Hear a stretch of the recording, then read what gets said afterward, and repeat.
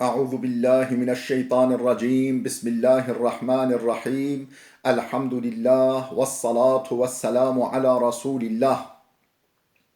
Değerli arkadaşlar, Muhammed Ali Es-Sabuni'nin Et-Tefsirul Vadihul Muyesser adlı eserinden 26. cüzün 4. dersini yapmak üzere birlikteyiz. Geçen dersimizde Ahkaf suresini işliyorduk. 15. ayetin ortalarında kalmıştık. 15. ayet. Ayetin mealini bir daha verelim. Kaldığımız yerden tefsirini arz edelim. Buyuruyordu ki bu ayet-i kerime وَوَصَّيْنَا الْاِنْسَانَ بِوَالِدَيْهِ اِحْسَانًا Biz insana anne babasına iyi davranmasını önemle emrettik.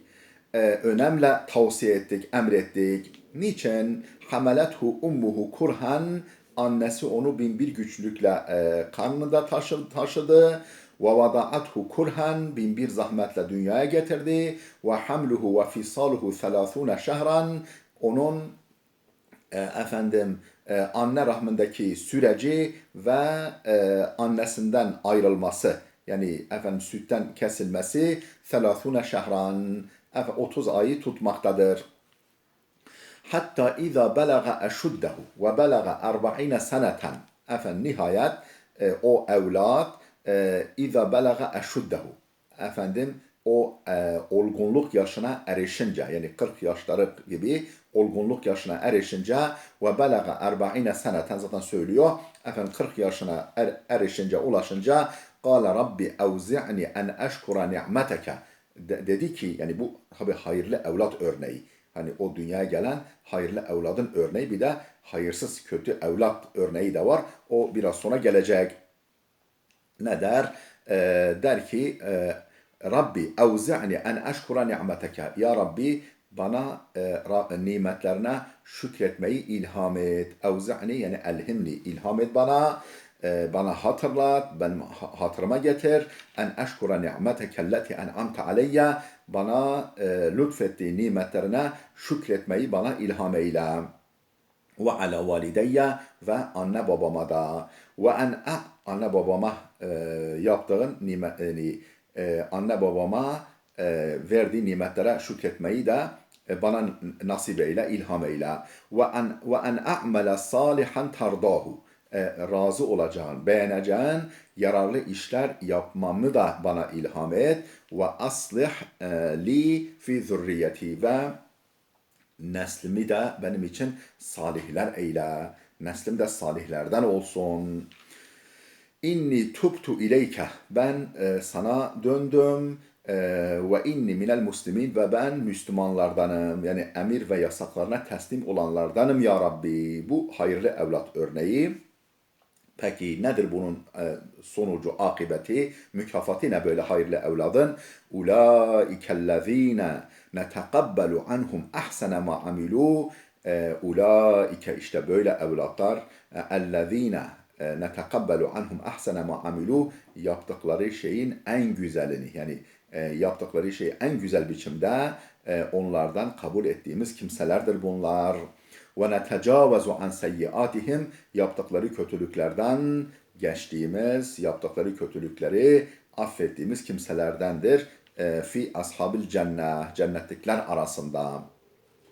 Va'da sıdkı, doğru bir söz olarak, doğru bir vaat olarak, yani kesin, kat'i bir söz, vaat olarak, ellezî kânû yu'adûn, o kendilerine verilen, kendilerine vaat edilen doğru vaat, doğru söz olarak bu mükafat böyle. Onlar için böyle bir mükafat var.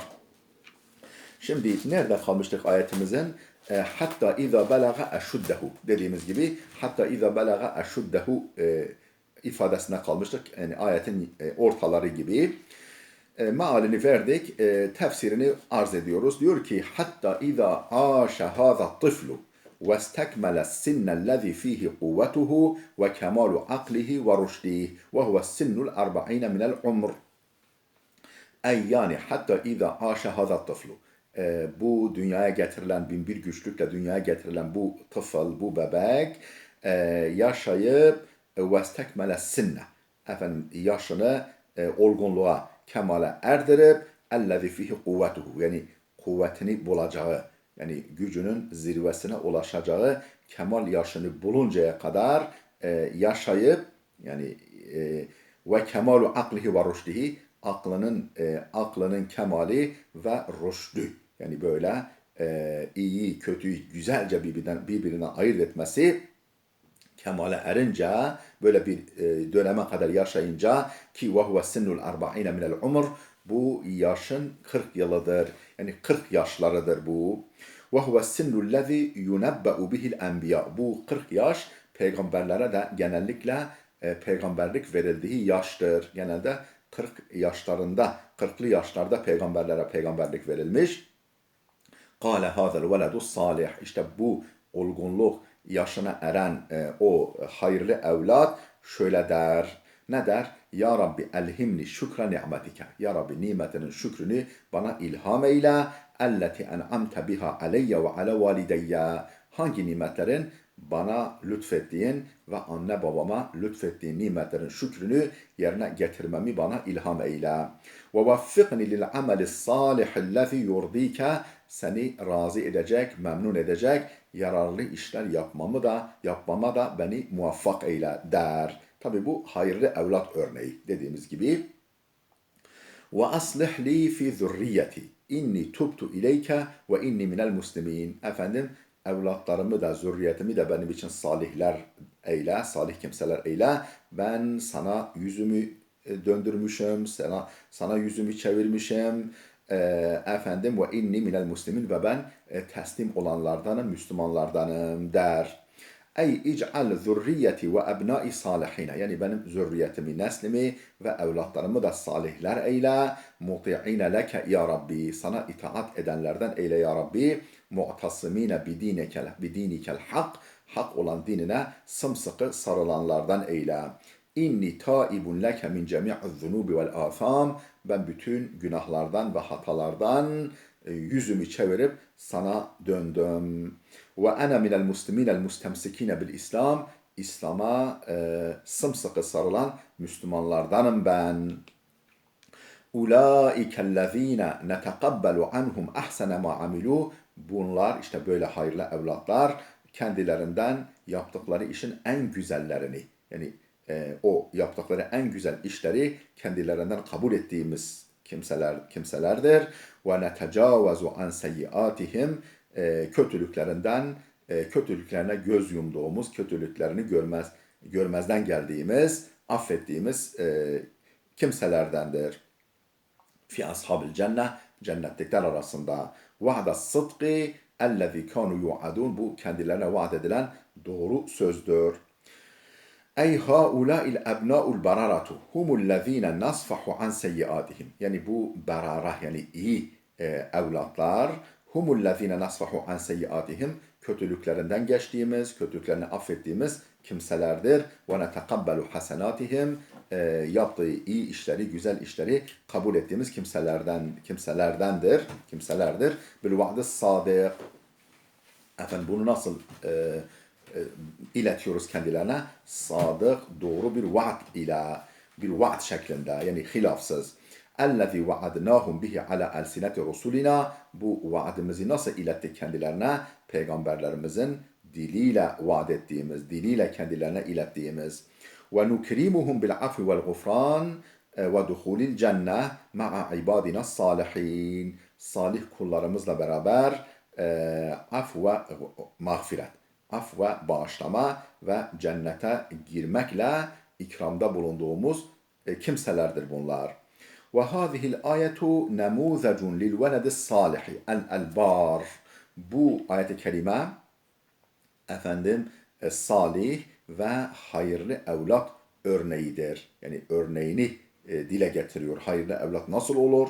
Annesi onu bin bir güçlükle dünyaya getirdikten sonra anne işte taşıması ve sütten kesmesi yaklaşık 30 ayı tutan bu hayırlı evlat ergenlik yani olgunluk yaşına 40 yaşlarına erişince nasıl davranır, neler söyler, hangi bilinçtedir? Böyle hayırlı evladın örneğidir.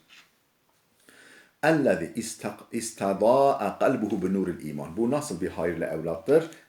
Kalbi iman nuruyla nurlanmış. وَاسْتَجَابَ لِدَعْوَةِ الرَّحْمَانِ. Rahmeti sonsuz olan Rabbinin davetine icabet etmiş olan hayırlı evlattır. اَمَّا النَّمُوذَجُ الثَّانِي. İkinci örnek ise, şimdi dile getireceği örnek ise فَهُوَ لِلْوَلَدِ الشَّقِي. Bu da kötü, bedbaht, hayırsız evlat örneğidir. El-aqili valideyhi. Anne babasına karşı hayırsız, eziyet edici, incitici evladın örneği. El-kafiri bi ni'metillah vel cahidi li vahdaniyetihi ve vücudihi. Allah'ın nimetlerini munkir, Allah'ın nimetlerine karşı nankör ve onun varlığını ve birliğini bile bile yok sayan, inkar eden hayırsız evladın örneği geliyor. فَيَقُولُ عَنْهُ الْقُرْآنُ الْكَرِيمِ. İşte Kur'an-ı Kerim böyle hayırsız evlat, kimse hayırsız evlat hakkında da şöyle diyor. Nasıl bir hayırsız evlattır o? وَالَّذِي قَالَ لِوَالِدَيْهِ اُفٍّ لَكُمَا. Bu öyle kimsedir ki anne babasına öf size, bıktım sizden. اَتَعِدَانِ اَنْ اُخْرَجَ وَقَدْ خَلَتِ الْقُرُونُ مِنْ قَبْلِ. Yoksa bana şunu mu vaat ediyorsunuz? Topraktan çıkarılacakmışım. Öldükten sonra topraktan çıkarılacakmışım. Bunu mu bana vaat ediyorsunuz? Böyle bir şey mi beni bekliyor? وَقَدْ خَلَتِ الْقُرُونُ مِنْ قَبْلِ. Benden önce asırlar, nesiller geldi geçti. Hepsi toprağa karıştı. Bunların hepsi nasıl diriltilecek? Siz neler söylüyorsunuz? Ey ve emmel veledul faciru lezi qâle li valideyhi hînemâ da'avâhu ilel imani billah ve tasdîki bil ahire. Ey yani ve emmel veledul facir. O facir, günahlara dadanmış, karakteri bozulmuş olan evlat ise ellezî qâle li valideyhi hîne da'avâhu ilel imani billah. Allah'a iman etmeye davet ettiklerinde anne babasına diyen ve tasdiki bil ahire. Ahireti tasdik etmeye, ahireti kabul etmeye, Allah'a imana davet ettiklerinde anne babasına şöyle diyen günahlara dadanmış hayırlı evlat ise ne der? Qubhan lekuma. Bıktım sizden. Ne kötü insanlarsınız. Ala hâzihi da've. Bu davetten dolayı bıktım sizden artık. Etaidanini en ub'ase ba'del mevt. Yoksa öldükten sonra dirilmeyi mi bana vaat ediyorsunuz? Böyle bir şeyin geleceğini mi bana söylüyorsunuz? Vakat madat qurunun ve halaiqu kethirun min qabli. Benden önce çok sayıda nesiller, asırlar geldi geçti. Matu ve lem yub'as minhum ahadun. Hepsi ölüp gittiler. Bir tanesi bile dünyaya geri dönmüş değil. Yani gidip gelen mi var diyenler gibi bu evlat da öyle söylüyor. Hepsi matu, öldüp gittiler. Ve lem yub'as minhum ahadun. Bugüne kadar onlardan hiçbirisi dirilmedi de ben mi öldükten sonra dirilecekmişim? Ahiret gelecekmiş güya. Diyor anne babasına وَهُمَا يَسْتَغِيثَانِ اللّٰهَ وَيْلَكَ آمِنْ اِنَّ وَعْدَ اللّٰهِ حَقٌّ فَيَقُولُ مَا هَذَا اِلَّا أَسَاطِرُ الْاَوَّلِينَ. Peki anne babanın tepkisine oluyor bu söz karşısında. وَهُمَا يَسْتَغِيثَانِ اللّٰهَ. Onlar Allah'tan medet istiyorlar. Ya Rabbi bunu ıslah et, Ya Rabbi buna iman nasip et. Allah'tan imdat talep ediyorlar ve diyorlar ki veylek, yazıklar olsun sana, amin, iman et evladım, inne va'dallahi hakkun, hiç kuşkusuz Allah'ın vaadi haktır. Feyekulu, peki o ne der? Böyle anne baba ve böyle hayırsız evladın diyalogunu sunuyor bize. Feyekulu ma hâzâ illa asatirul evvelin. O da der ki onlara, bu sizin anlattıklarınız geçmişlerin masallarından başka bir şey değildir. Ey, tefsirini okuyoruz şimdi. Vel validani yesma'anil kufra. Bu evlatlarının, ciğerparelerinin küfrünü, inkarını duyan anne baba ve yefza'ani mimma yekuluhu veleduhumul aqu. Hayırsız evlatlarının kendilerine söyledikleri karşısında ürperen, değil mi? Korkan, ürperen, bu neler söylüyor? Bu ne hale gelmiş bu evlat? Diyen anne baba ve yestagîthâni billahi en yunqidahu mineşşakâi vel kufri. Onu bedbahtlıktan, şakavetten, kötülükten küfürden ve nankörlükten kurtarması için Allah'tan imdat isteyen anne babalar, o anne baba yakulani lehu ve ona şöyle diyen anne baba veyleke yazıklar olsun sana amin billah Allah'a iman et ve illa helekte aksi halde helak olursun fe va'dullahi hakkun la şekke fih Allah'ın vaadi haktır kuşku taşımıyor veleduhuma şakiyyu yakul ve veleduhuma şakiyyu yakul peki bu sözleri karşısında o bedbaht evlatları ne diyor? Ma hâzellezî tuhbirani anhu min emril ba'thi. Nedir şu öldükten sonra dirilişe ilişkin bana söyledikleriniz, bana haber verdiğiniz nedir bu? Nedir? İlla hurafatun ve abatilus sabiqin. Tabi bu ma istifhamiye değil, ma nafiyedir. Ben ma istifhamiye gibi mana verdim. Ma nafiye. Yani ma hâzellezî tuhbirani anhu min emril ba'thi. Öldükten sonra dirilişe ilişkin şu bana haber verdikleriniz değildir. İlla hurafatun ve abatilus sabiqin. Ancak hurafelerden ibarettir ve geçmişlerin masallarından başka bir şey değildir. Ve ma hiye illa evhamun batiletun. Bunlar batıl, asılsız, hakikatsiz kuruntulardan başka bir şey değildir. Ve la ba'se ve la nuşura. Ne diriliş vardır, ne diriliş var, ne de mahşere sevk ve mahşer yerinden dağılma. Yani sizin bu anlattıklarınızdan hiçbirisi söz konusu değil. Ulaikellezine hakka aleyhimul kavlu. Peki o hayırlı evlat, daha önceki hayırlı evladın alacağı mükafatları belirtmişti. Ne demişti? Ulaikellezine netekabbalu anhumul ahsene ma amilu ve netecavazu an seyyiatihim fi ashabil cenne va'das sıdkı ellezî kanu yu'adun. Bu hayırsız evladı bekleyen güzel mükafatlar. Peki hayırsız bu şekilde bu iddialarda bulunan hayırsız evlatları bekleyen akıbetler neler? Ulaikellezine hakka aleyhimul kavlu fi fi umemin kad halet min qablihim minel cinni vel insi innehum kanu khasirin. İşte öyle hayırsız evlatlar ulaikellezine o kimseler ki hakka aleyhimul kavlu efendim azap sözünün kendileri hakkında kesinlik kazandığı, kesinleştiği kimselerdir. Fi umemin kad halet min qablihim. Efendim tıpkı kendilerinden önce gelip geçmiş ümmetler hakkındaki azap sözümün kendileri içinde kesinleştiği kimselerdir. Kimdir o geçmiş ümmetler? Minel cinni vel insi. Cinlerden olsun, insanlardan olsun. İnnehum kanu hasirin. Hepsi hüsrana gömülmüşler. Hepsi hüsrana uğramışlar. Bu da onların efendim yolunda gittiği için hani kılavuzu karga olanın akıbeti belli. Efendim kılavuzu o kimseler olunca bir insanın sonucu akıbeti de onlarınki gibi olur. Hepsi innehum kanu hasirin. Hepsi husrana uğradılar. Ey ulaikel aşkiyâ'u. O bedbaht evlatlar humullezine vecebe lehum azabullah. Kendileri için Allah'ın azabının kesinleştiği, zorunlu hale geldiği kimselerdir. Fi cümleti umemin min ashabin nar.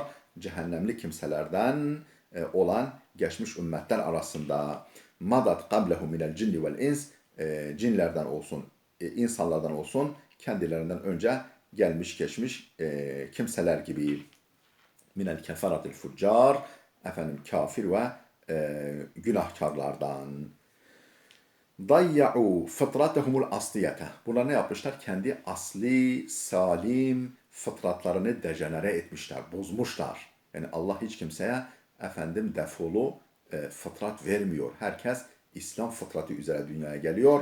Daha sonra efendim onlar o fıtratlarını, o yapılarını, o doğal olan yaratılışlarını dejenere ediyorlar, bozuyorlar günahlarla, inkarla. Dayya'u fıtratehumul asliyete. Asliyete o asli fıtratlarını bozan bittiba şeytan. Nasıl bozuluyor bu asli fıtrat? Nasıl dejenere oluyor? Şeytana tabi olmakla. Fehasiru hayatahum ve saadetehumul uhraviyete. Efendim kendi hem hayatlarını hem de uhrevi saadetlerini kaybetmişler. Fehasiru kaybetmişler.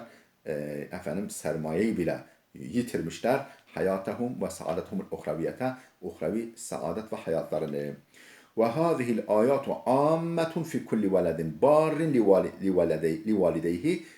Bu ayet ve bundan önceki ayet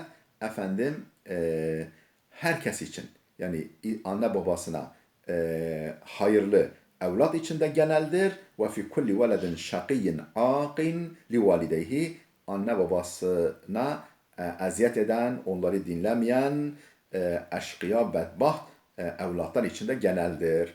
Yani bu iki tane prototip, iki tane örnek sunuyor Allah, ama bütün insan evlatları bu iki örnekten mutlaka birisidir. Ya öyledir ya böyle. Yani dolayısıyla geneldir. Yani sebebin hususi oluşu hükmün umumiliğine mani değil. Felil efendim ve fik darabahum Allahu kenemuzecen lil ebrari vel eşrar.